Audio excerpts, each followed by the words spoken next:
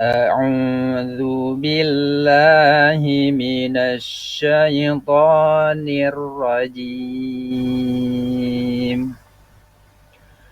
قل إن كانت لكم الدار الآخرة عند الله خالصة من دون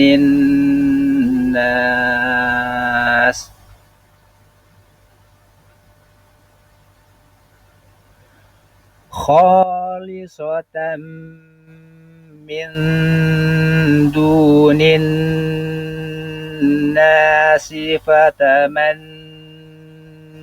الموت إن كنتم صادقين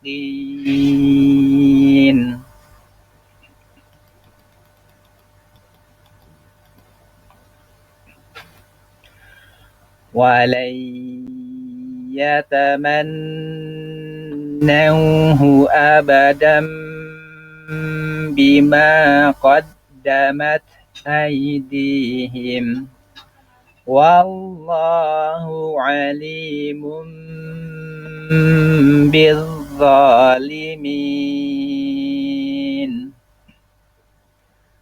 ولا تجدنهم أحرص الناس على حياة ومن الذين أشركوا يود أحدهم لو يعمر 1000 سنة وما هو بمزحزحه من العذاب أن يعمر والله بصير بما يعملون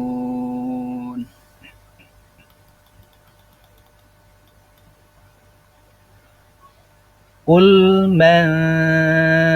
كان عدوا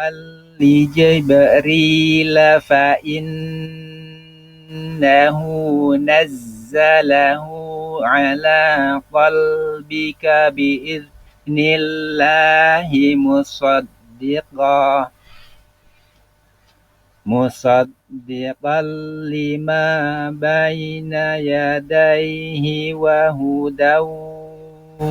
وبشرى للمؤمنين من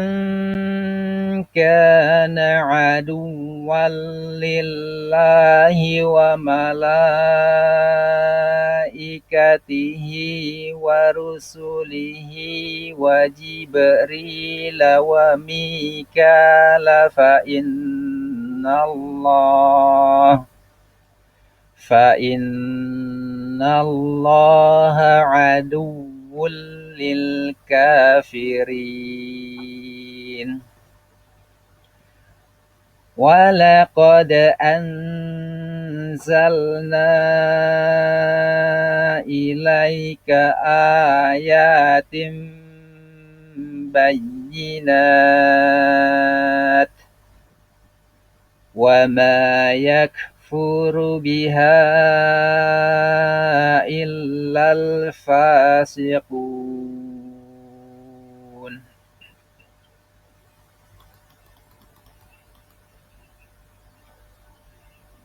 أو كلما عاهدوا عهدا نبذه فريق منهم بل أكثرهم لا يؤمنون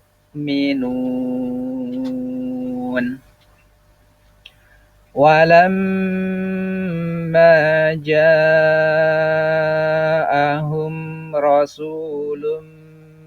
من عند الله مصدق